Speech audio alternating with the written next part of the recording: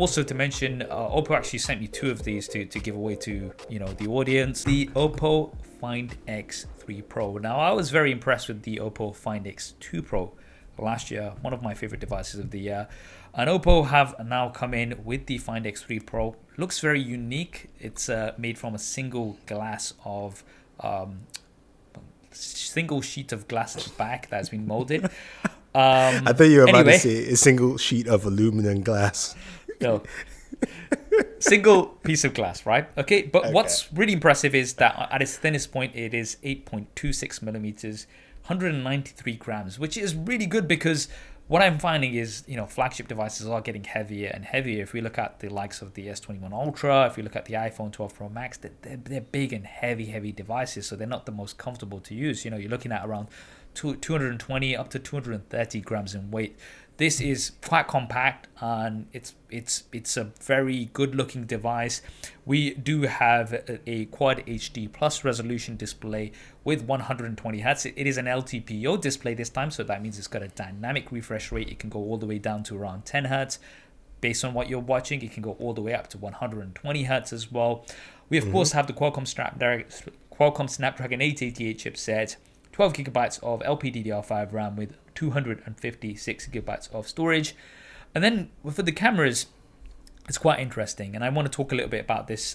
We've got two 50 megapixel cameras, and these are both using the same sensor, the Sony IMX766. Now, traditionally, when you have an ultra-wide camera, it's usually using a bit of an inferior sensor, right? Because it's a secondary camera. Oppo have gone, no, ultra-wide cameras are just as important, and they have used the same sensor for the primary as well as the ultra-wide. Now, in my experience, what that gives you more than anything else is consistency, right? When you switch between the primary and the ultra-wide camera on pretty much any device out there, you'll get some inconsistencies. It might be very close, but you're just not going to get that same level of detail and quality that you're getting on the Find X3 Pro. That is something that I think that really does separate it. We've got a telephoto camera, 13 megapixels. Now, this is not using periscope technology, so we're not getting extreme zooms. We're getting around 5 times hybrid zoom. As soon as you get to 10 times or above, things don't get not too great. So it's not like the Find X2 Pro that we had.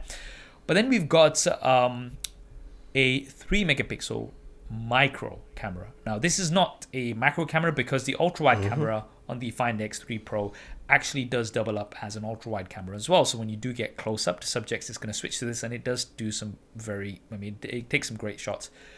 The microscope camera. Now, I was very skeptical. Like when Oppo kind of talked about this in the briefing, I was like, this is another 2 megapixel macro camera, extension, shall we say. But after using it for a bit, I have to say I have been somewhat impressed. I wouldn't say like I'm blown away, but it's been super interesting. Especially one of the things that they talked about was actually being able to see all the individual pixels on your smartphone display, right? Yeah. So I held up the camera, and you have to be right up close because this is microscopic. So to actually get focus, you literally have to be touching almost the subject. And what I found is my usage that I found from it was not for like, okay, you're not going to get crazy detail images. It's only 3 megapixels, but 3 megapixels is higher than, full HD. It's higher than, it's around about the Quad HD level. So what you can get is really nice looking abstract wallpapers through this microscope camera. And that's what I found it particularly useful for. So that's kind of my opinion on the camera side of things. What do you think about this microscope camera idea? It's very interesting because I remember when they mentioned it, and I said, in my mind, I'm like, they're going the opposite level. They're taking me back to my days as a microbiologist. I'm not sure which one it is. But I think what it does is, and maybe Oppo is, and I like the gamble. I do like the fact that they're trying something different, even though they did have periscopic, zoom last year, they don't have this year, which I was hoping to see them improve because they had some really good stuff on it. I think part of it is also what can we do with it? Like, what's the artistic nature of it in the sense of we live in a world where we've got social platforms that are very visual. Yes, there's also Clubhouse and Spaces, which is now audio, but very visual. And like you just said, you've crafted some unique wallpapers from it. And what else can you craft from this? and because it's all about what are you sharing. And I think that's probably the mindset that when they were like, what can we do, because you know what, that 3 megapixel, 4 megapixel macro lens that they put in budget phones just don't work. What can we do that's different? And I applaud the approach. I don't know if it's going to work for everyone, but I like the approach, because at least if you're trying to have fun and you're enjoying your camera and you want to try something different, this will give you that kind of image. And when you say different as well, talking about the design, I mean, it's also quite different. So yes, the camera layout might kind of remind you a little bit of what we've got in the iPhone, but in terms of how, instead of having a traditional camera bump, shall we say, where the dust kind of gathers around the edges, this kind of like just rises up and has curves. It's got like a little bit of a ramp into the camera module. Yeah.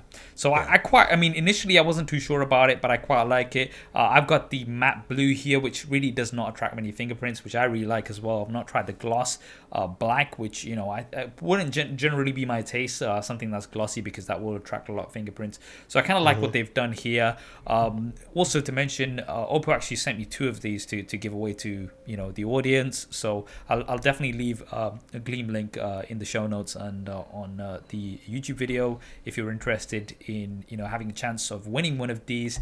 And it is worth £1,100, so it's definitely coming there in the flagship category. We also have a 4,500 milliamp hour battery, 65 watts SuperVOOC charge. Now the interesting thing here is the charger is included.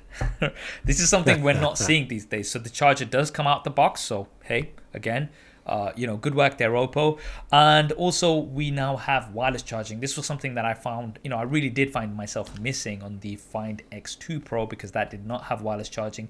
So not only do we have the 65 watt fast charging, we have 30 watts AirVOOC, which will get you a full charge in around 84 minutes.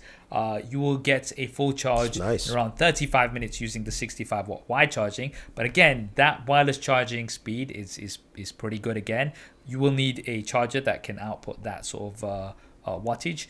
And you've also got reverse wireless charging, which I don't necessarily use, but it's 10 watt reverse wireless charging, which is actually quite a bit faster than everything else out there. I believe the Galaxy is either 7 or 9. I could be wrong, but you're right. 10 is probably the highest.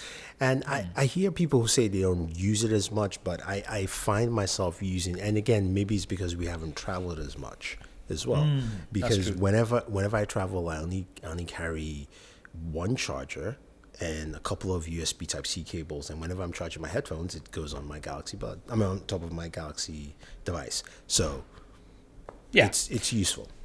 I'd say overall it's an interesting. I do like that OPPO have gone for a few different things here. The one area which I wasn't hugely pleased with was the front-facing camera, because that only shoots at 1080p. So that's one of the things. And with the selfies, they take all right, but as soon as you've got portrait mode, then dynamic range does suffer.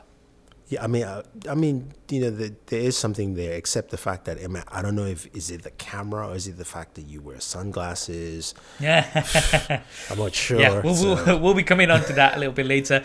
But also one thing that I forgot to mention, you've got 1 billion color capture, so you can shoot 10-bit photos on the Find X3 Pro. However, where you can view those photos will be a little bit limited. I try to open these on Photoshop on my Windows PC, and they just wouldn't open. It's HEIC files, so that's something to keep in mind. But I think OPPO, I do like what they've brought to the table here, and it's nice to have some competition.